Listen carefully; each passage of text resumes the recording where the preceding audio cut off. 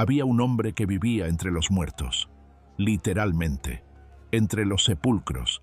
Nadie podía sujetarlo, ni con cadenas, ni con grillos. Todo lo rompía, y se hería a sí mismo con piedras, y gritaba día y noche. Y cuando la gente lo veía venir, huían, porque este hombre era el terror de toda la región. Y Yeshua cruzó el mar específicamente para ir a ese lugar, no porque había una multitud esperándolo al otro lado, no porque había una sinagoga llena. Cruzó el mar para ir a buscar a un solo hombre, el que nadie más quería encontrar. Marcos 5:1-2 dice que llegaron al otro lado del mar a la región de los Gadarenos, y cuando salió Yeshua de la barca, enseguida vino a su encuentro, de los sepulcros, un hombre con un espíritu inmundo, de los sepulcros. Ese detalle no es menor. Este hombre vivía entre los muertos, excluido de los vivos, demasiado peligroso para la ciudad, demasiado violento para cualquier comunidad. Y Marcos 5:3-5 describe su condición con detalle, que tenía su morada en los sepulcros, y nadie podía atarle, ni aun con cadenas, porque muchas veces había sido atado con grillos y cadenas, mas las cadenas habían sido hechas pedazos por él, y los grillos desmenuzados, y nadie le podía dominar.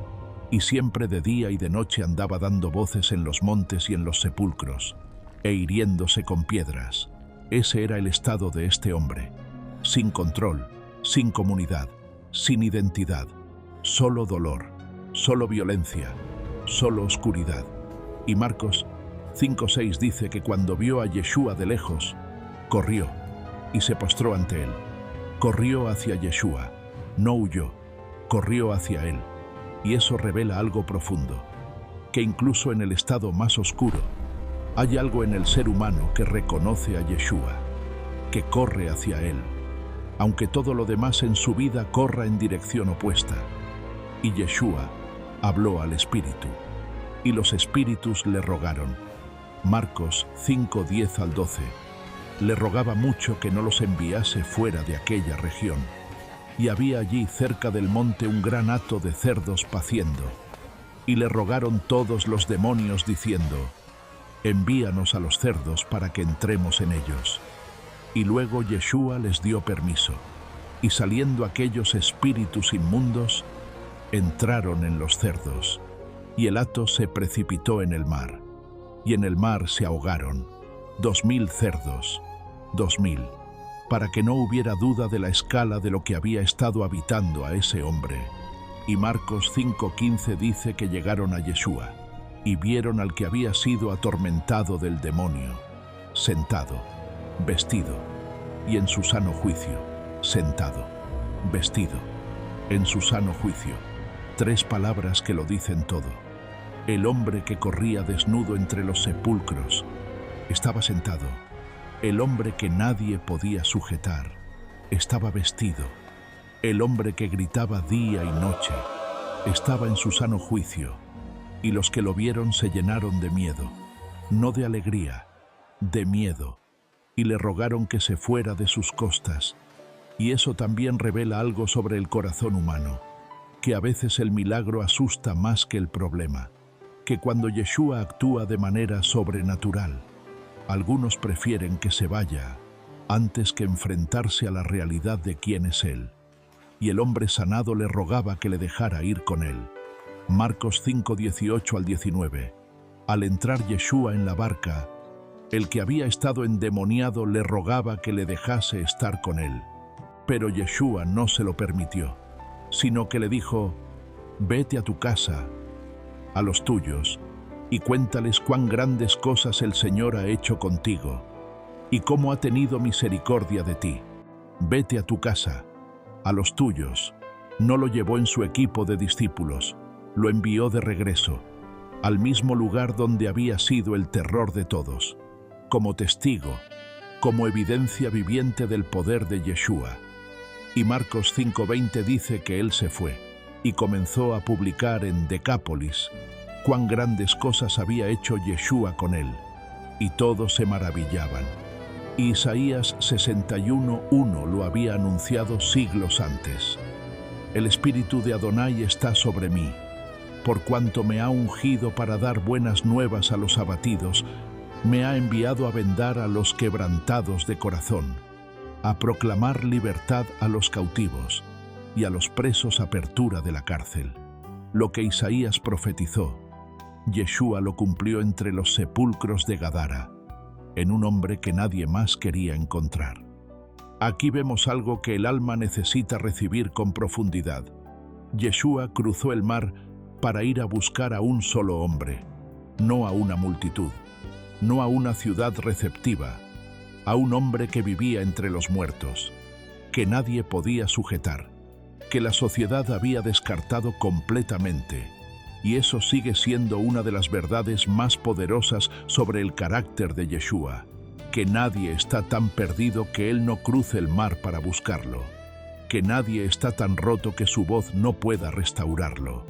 Y la imagen final de este hombre, sentado, vestido, en su sano juicio, es la imagen más poderosa de lo que Yeshua hace con la vida humana. No solo libera, restaura, no solo quita las cadenas, da identidad, da comunidad, da propósito y lo envía de regreso como testigo. Y si la liberación del endemoniado de Gadara te mostró que Yeshua cruza mares para encontrar al que nadie más quiere encontrar, lo que vamos a ver ahora ocurrió en un camino, no en el mar, en un camino de tierra. Y Yeshua no fue llamado, no tenía cita, solo vio algo que detuvo sus pasos, una madre llorando. Y eso fue suficiente. Lucas 7:11 dice que aconteció después, que él iba a la ciudad que se llama Naín, e iban con él muchos de sus discípulos y una gran multitud. Y cuando llegó cerca de la puerta de la ciudad, he aquí que llevaban a enterrar a un difunto, hijo único de su madre, la cual era viuda, y había con ella mucho gentío de la ciudad, hijo único de su madre, la cual era viuda. 3 detalles que dicen todo. En el contexto del primer siglo, una mujer viuda sin hijos era una de las personas más vulnerables que existían. Sin esposo, sin hijo, sin protección económica, sin nadie que respondiera por ella, y ahora perdía al único que le quedaba. Y Lucas 7:13 dice algo que necesitamos leer despacio. Y cuando el Señor la vio, se compadeció de ella, y le dijo, no llores. La vio, se compadeció, y habló. 3 acciones consecutivas. No buscó información sobre ella, no preguntó su nombre, no investigó si merecía el milagro. La vio. Y el verbo que usa Lucas para compadeció es el más fuerte del griego bíblico. Es plachnizomai, una compasión visceral, profunda, que se siente en las entrañas, que mueve al que la siente a actuar inmediatamente. Y Yeshua actuó. Lucas 7:14 al 15. Y acercándose, tocó el féretro, y los que lo llevaban se detuvieron, y dijo, joven, a ti te digo, levántate. Y el que había muerto se incorporó, y comenzó a hablar, y lo dio a su madre, y lo dio a su madre. Esa frase me detiene cada vez que la leo. No solo resucitó al joven, lo entregó a su madre, como si el milagro no estuviera completo, hasta que la madre tuviera a su hijo en sus brazos, como si el objetivo final no fuera simplemente la resurrección, sino la restauración de esta familia. Y este milagro conecta con algo que ocurrió siglos antes. Primera de Reyes 17 muestra al profeta Elías con la viuda de Sarepta, cuyo hijo también había muerto. Y Elías oró, y el hijo resucitó. Y el texto dice lo mismo, y lo dio a su madre. Mismas palabras, mismo patrón. Pero hay una diferencia importante. Elías oró y Adonai resucitó al niño. Yeshua habló, y el joven resucitó. No intermediario, no oración prolongada, solo la voz de Yeshua dirigida al muerto. Y el muerto obedeció. Y Lucas 7:16 dice que el temor se apoderó de todos, y glorificaban a Elohim diciendo, un gran profeta se ha levantado entre nosotros, Y también Elohim ha visitado a su pueblo. Elohim ha visitado a su pueblo. No solo un milagro, una visita de Adonai a su pueblo, en forma de un hombre que vio a una madre llorando y se compadeció.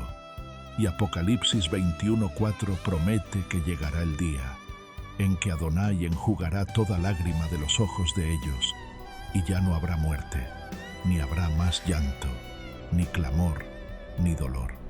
Lo que Yeshua hizo ese día en el camino a Naín fue una señal de ese día que viene, que el que llora hoy no llorará para siempre, que la muerte no tiene la última palabra, que hay uno que ve a las madres que lloran y se mueve hacia ellas, sin ser llamado, sin necesitar invitación, solo porque las vio y se compadeció. Y si la resurrección del hijo de la viuda te mostró que Yeshua se mueve hacia el dolor que nadie más nota, lo que vamos a ver ahora ocurrió en medio de una multitud, no en un camino solitario, en medio de una multitud apretada. Y había una mujer que llevaba 12 años sufriendo, 12 años gastando todo lo que tenía, y en lugar de mejorar, empeoraba. Y ese día oyó que Yeshua pasaba, y tomó la decisión más importante de su vida. Lo que más me detiene en esta historia no es la resurrección, es la compasión que la precedió. Yeshua no resucitó al joven porque alguien se lo pidió. No hubo una petición formal, no hubo una confesión de fe previa, solo una madre llorando en un camino. Y Yeshua la vio, y se compadeció, y actuó. Eso nos dice algo sobre el carácter de Yeshua que va más allá de su poder, que su poder siempre está guiado por su compasión, que Él no solo puede intervenir, es que se mueve cuando ve el dolor real de la gente real. Y eso sigue siendo verdad hoy, que hay madres llorando que Yeshua ve, que hay dolores que nadie más ha notado que Él nota, que hay situaciones que parecen definitivamente terminadas, que Él puede intervenir sin ser llamado, solo porque vio y se compadeció. Y si la resurrección del hijo de la viuda te mostró que Yeshua se mueve hacia el dolor que nadie más nota, lo que vamos a ver ahora ocurrió en medio de una multitud, no en un camino solitario, en medio de una multitud apretada, y había una mujer que llevaba 12 años sufriendo, 12 años gastando todo lo que tenía, y en lugar de mejorar, empeoraba. Y ese día oyó que Yeshua pasaba, y tomó la decisión más importante de su vida. Marcos 5:25 al 26 describe su condición con detalle. Pero una mujer que desde hacía 12 años padecía de flujo de sangre y había sufrido mucho de muchos médicos y gastado todo lo que tenía y nada había aprovechado, antes le iba peor. 12 años, 12 años de enfermedad, 12 años de médicos que no pudieron ayudarla, 12 años gastando todo lo que tenía y en lugar de mejorar, empeoraba. Pero hay algo más que describe su situación que el texto no dice explícitamente, pero que cualquier oyente judío del primer siglo entendía perfectamente. En Levítico 15:25 al 27, la Torá establecía que una mujer con flujo de sangre era considerada impura. Todo lo que tocara quedaba impuro. Cualquier persona que la tocara quedaba impura. 12 años sin poder tocar a nadie. 12 años sin poder ser tocada, 12 años de aislamiento social y religioso, sin poder ir al templo, sin poder participar en la comunidad, sin poder abrazar a sus seres queridos, sin contaminarlos. Y Marcos 5:27 al 28 dice que cuando oyó hablar de Yeshua, vino por detrás entre la multitud y tocó su manto, porque decía: si tocare tan solamente su manto, seré salva. Si tocare tan solamente su manto. No necesitaba que Yeshua la viera. No necesitaba que Yeshua la llamara. No necesitaba un milagro público. Solo necesitaba tocar el borde de su manto. Y había un problema enorme. Según la Torá, ella era impura, y todo lo que tocara quedaba impuro. incluyendo a Yeshua. Al tocar su manto, técnicamente estaba contaminando al maestro y, sin embargo, se abrió paso entre la multitud y tocó el borde de su manto. Y Marcos 5:29 dice que enseguida la fuente de su sangre se secó y sintió en el cuerpo que estaba sana de aquel azote. Al instante, 12 años, y al instante. Pero la historia no termina ahí.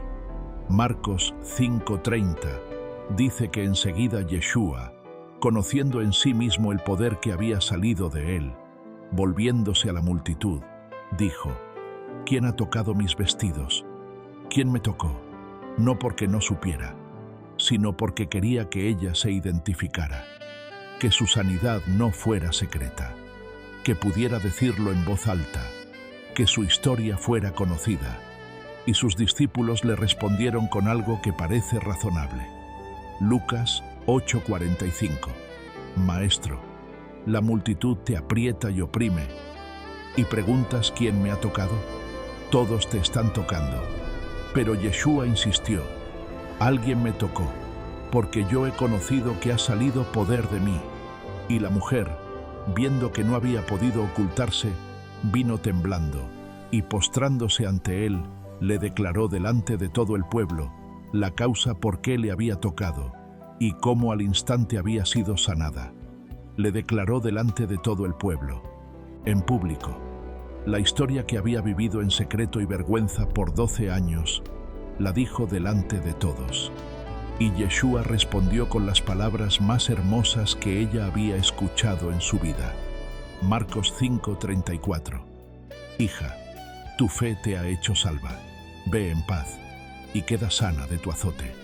Hija, no la llamó mujer, no la llamó impura, no la llamó infractora de la ley, la llamó hija, y esa sola palabra restauró en un momento lo que 12 años de enfermedad y aislamiento habían destruido: su identidad, su lugar en la comunidad, su relación con Adonai. Y hay algo teológicamente profundo en lo que ocurrió en ese momento. La Torá decía que el que tocara a alguien impuro quedaba impuro, pero cuando la mujer tocó el manto de Yeshua, no fue Yeshua el que quedó impuro, fue ella la que quedó pura, porque la impureza no puede contaminar a la santidad, pero la santidad sí puede purificar la impureza. Y eso sigue siendo verdad hoy, que no importa cuánto tiempo hayas estado en tu condición, no importa cuánto hayas gastado intentando resolverlo por tus propios medios, no importa si la sociedad religiosa te considera impura o indigna, un toque del manto de Yeshua lo cambia todo, al instante. Hay algo en esta historia que el alma necesita recibir con cuidado. Esta mujer no pidió una audiencia con Yeshua, no hizo una petición formal, no esperó que alguien la presentara. Solo tomó una decisión: si tocare tan solamente su manto, seré salva. Y esa decisión fue suficiente, porque la fe que activa el poder de Yeshua no necesita protocolo, no necesita perfección, no necesita el permiso de nadie, solo necesita moverse hacia él, aunque sea abriéndose paso entre la multitud, aunque sea temblando, aunque sea sin que nadie la vea, porque Yeshua siempre siente cuando alguien lo toca con fe, siempre, y siempre responde, no con rechazo, no con juicio, sino con las palabras que el corazón más necesita escuchar. Hija, tu fe te ha hecho salva, ve en paz. Y así termina el cuarto episodio de los milagros de Yeshua. 3 milagros de liberación, 3 personas que vivían atrapadas, un hombre entre los sepulcros que ninguna cadena podía sujetar, una madre que había perdido al único hijo que le quedaba, y una mujer que llevaba 12 años sufriendo en silencio. Y Yeshua llegó a los 3, sin ser llamado por ninguno de ellos, sin esperar que estuvieran listos, sin exigir que fueran perfectos. Solo llegó, y habló, y liberó, y restauró. Pero hay algo que conecta estos 3 milagros que no puedes ignorar. En los 3, Yeshua se movió hacia el dolor que nadie más quería ver. Cruzó el mar para encontrar al que vivía entre los muertos. Se detuvo en el camino cuando vio llorar a una madre. Se dio cuenta en medio de una multitud apretada que alguien lo había tocado con fe, y en los tres, lo que recibieron no fue solo sanidad, fue identidad. El endemoniado recibió su sano juicio. El hijo de la viuda fue devuelto a su madre, y la mujer que vivía en vergüenza y aislamiento fue llamada hija. Hija. Esa sola palabra lo resume todo. Que Yeshua no solo libera de lo que te ata, te da un nombre, te da un lugar, te da una familia. Y si hay algo en tu vida que te tiene atado, algo que llevas años cargando, algo que te tiene viviendo entre los muertos, esta serie es para ti, porque el mismo Yeshua que cruzó el mar para encontrar a ese hombre, está cruzando el mar para encontrarte a ti hoy. Y si esta historia llegó a tu corazón, hay alguien en tu vida que la necesita escuchar hoy, no mañana, hoy. Alguien que está viviendo su propio imposible, alguien que lleva demasiado tiempo en el mismo lugar, alguien que perdió la luz. Y esta palabra puede cambiar todo para esa persona. Compártela ahora mismo. Suscríbete para que la palabra de Adonai siga llegando a tu vida cada semana. Y escribe en los comentarios, ¿qué fue lo que más llegó a tu corazón? Quiero leer tu respuesta.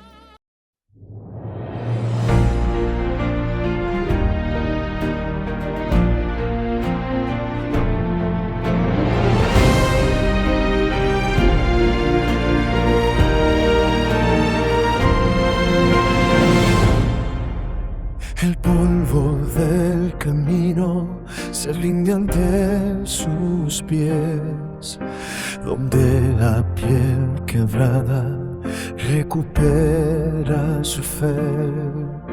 Las manos del maestro detienen el dolor, borrando las cenizas con fuego el Señor.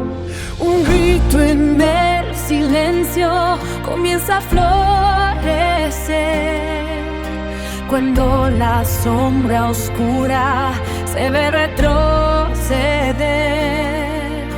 La tumba está vacía y el ciego vuelve a ver. No hay cadena firme que aguante su poder. En medio del estanque, la parálisis murió, porque la voz de vida su nombre pronunció.